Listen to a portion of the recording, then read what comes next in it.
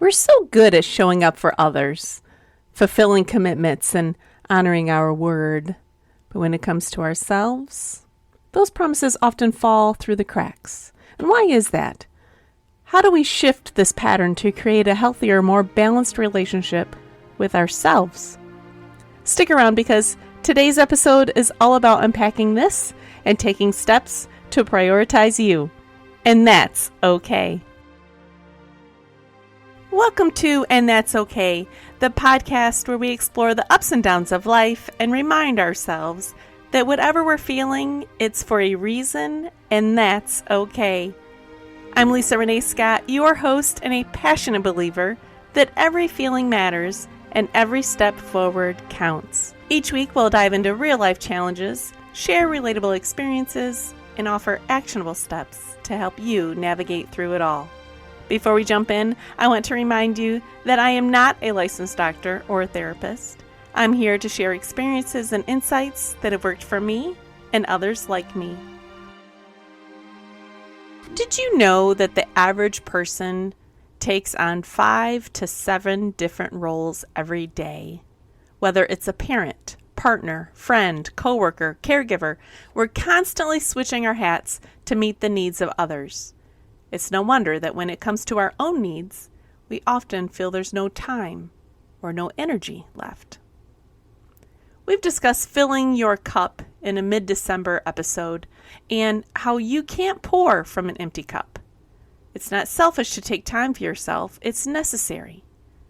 Let's explore why it's important to honor our promises we make to ourselves and understand that that's okay. Ever feel frustrated when you think, why is it so much easier to keep promises to others than ourselves? Maybe it's because commitments to others feel like they come with some sort of accountability. Someone is counting on you. But when it comes to personal goals, it's easy to rationalize breaking those promises. You might tell yourself, I'll do it later, or it's not important right now. Or maybe it's guilt. We've been taught to prioritize others and to believe that selflessness is admirable. But selflessness often comes at a cost. Your needs and well-being. And let's not forget fear. The fear of failure or not meeting your expectations can make it easier to avoid starting altogether. Here's the thing. Breaking promises to yourself doesn't mean you're weak or undisciplined. It means you're human. And the good news is that just by acknowledging this pattern, you're already on the path to change.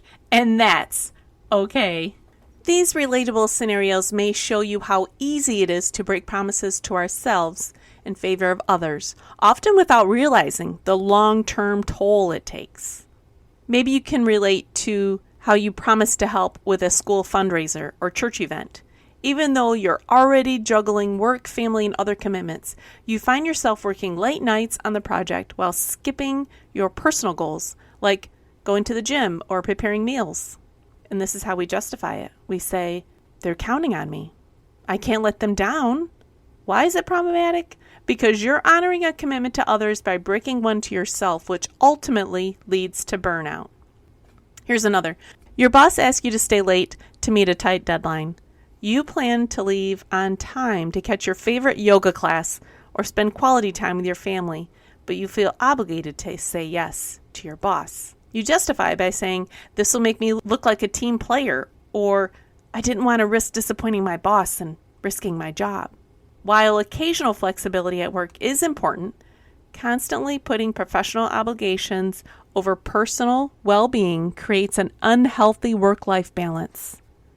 Maybe you promise yourself you drink more water, go for a walk every day, or prepare healthy meals for the week.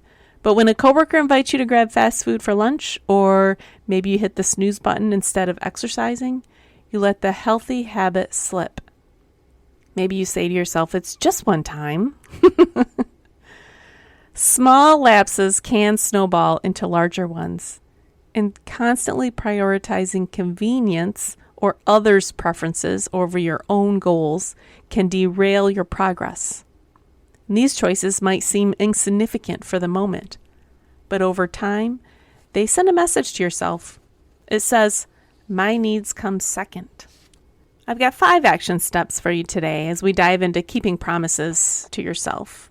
1, write it down.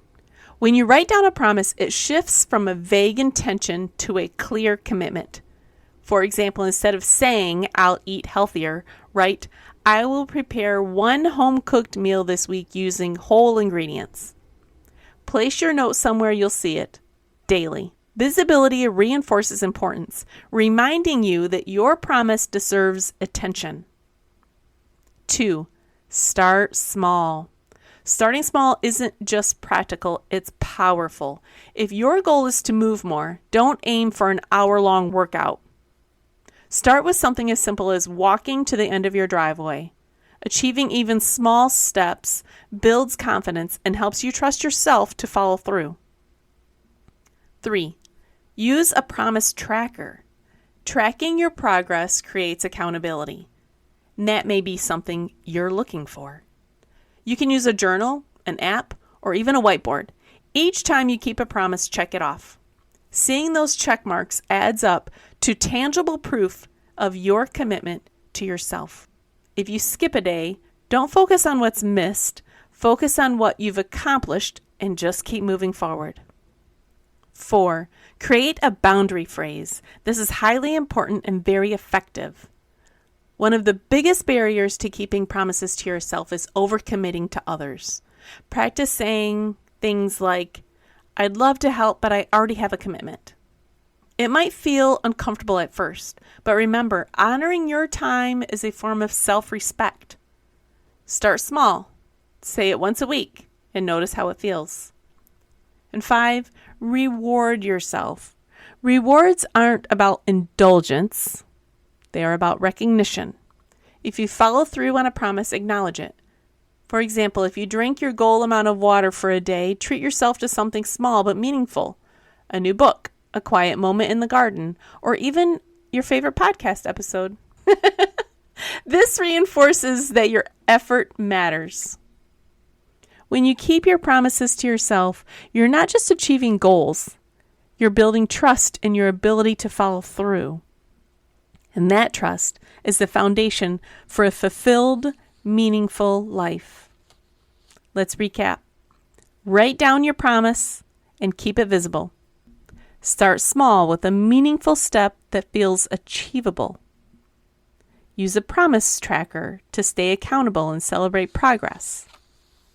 Practice using a boundary phrase to protect your time.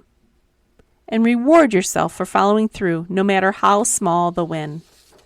Keeping promises to yourself is about showing up for you. When you honor your commitments, you reinforce your value and send a message that your needs are just as important as everyone else's. And if you struggle along the way, that's okay.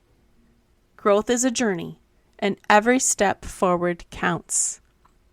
Take this week to practice keeping one promise to yourself. You are worth it, and you are capable. Thanks for tuning in to this episode of And That's Okay. I hope you found this discussion insightful and that you're leaving with some practical steps to apply in your own life. Remember, no matter what you're feeling or going through, you have feelings, and that's okay.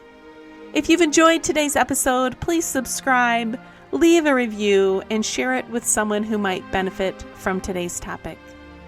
Until next week, take care of yourself, honor your feelings, and remember, you're doing the best you can, and that's okay.